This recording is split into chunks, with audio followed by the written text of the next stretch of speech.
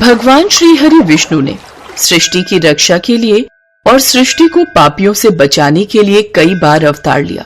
एक ऐसा भी समय आया जब भगवान विष्णु ने धर्म की रक्षा के लिए एक स्त्री का अवतार लिया जिसका नाम था मोहिनी। भगवान विष्णु ने धर्म हेतु मोहिनी का रूप धारण किया और जग में धर्म का रक्षण किया। भगवान विष्णु ने मोहिनी अवतार क्यों लिया, इसके पीछे भी एक कथा प्रचलित है। ये कथा समुद्र मंथन से जुड़ी है, जिस दौरान 14 प्रकार के रत्न उत्पन्न हुए थे। इस मंथन में अमृत भी उत्पन्न हुआ था, जिसे लेकर देवताओं और दानवों में महासंग्राम छिड़ गया था, जिसे देवासुर संग्राम के तौर पर जाना जाता है। धर्म ग्रंथों के अनुसार समुद्र मंथन होने के पीछे का कारण था महर्षि दुर्वासा द्वारा देवताओं को दिया गया श्राप।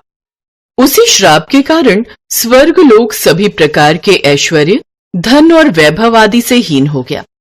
एक बार ऋषि दुर्वासा को अप्सरा से एक दिव्य माला प्राप्त हुई थी। जब वे इंद्रलोक की ओर जा रहे थे तो उन्होंने वह माला देवराज इंद्र को भेंट कर दी। इंद्र, जो स्वर्ग के राजा थे, उन्होंने उस माला का आदर नहीं किया और उसे अपने ऐरावत हाथी के सिर पर रख दिया। ऐरावत ने माला को अपनी सूंड से उठाकर जमीन पर फेंक दिया और उसे रौंद दिया। इस अपमान से दुर्वासा ऋषि बहुत क्रोधित हुए और उन्होंने इंद्र को श्राप दे दिया।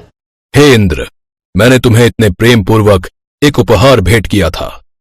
तुमने मेरे दिए हुए उपहार का अनादर किया है। तुमने मेरा अपमान किया है। मैं तुम्हें श्राप देता हूं।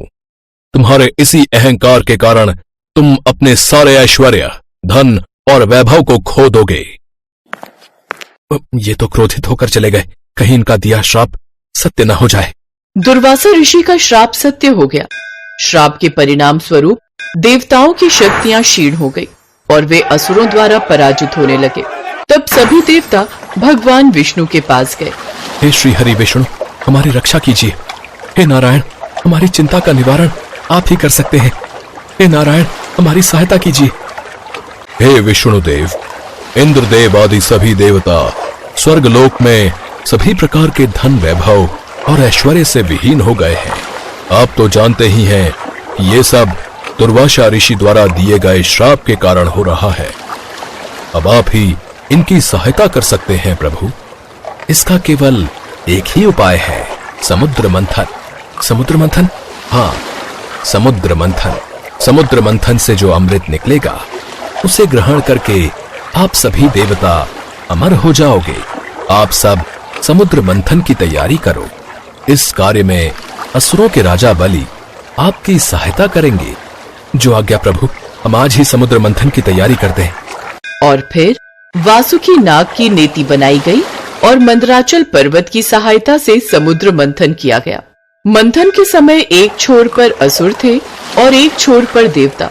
दोनों ने समुद्र मंथन करना शुरू किया।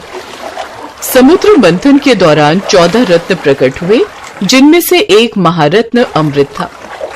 अमृत प्रकट होने के बाद उसके बंटवारे को लेकर देवासुर संग्राम की स्थितियां बनने लगी। ये देखकर भगवान विष्णु ने मोहिनी अवतार धारण कर दैत्यों को अमर होने से रोका। अमृत के लोभ में ही असुर समुद्र मंथन के लिए तैयार हुए थे।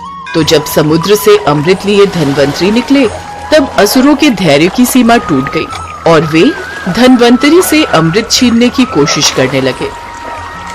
इस अमृत को पहले मैं पीऊंगा। नहीं, ये अमृत पान पहले मैं करूंगा। नहीं, मैं पीऊंगा। नहीं, पहले मैं।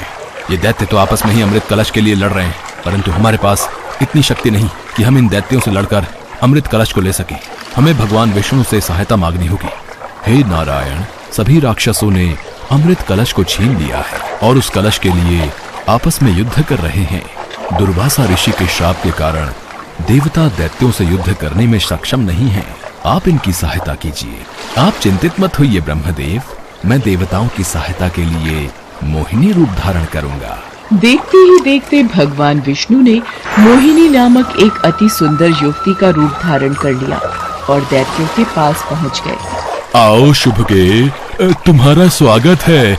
हमें अपने सुंदर कर कमलों से ये अमृत पान कराओ। हे देवताओं और दानवों, तुम दोनों ही महर्षि कश्यप जी के पुत्र हो।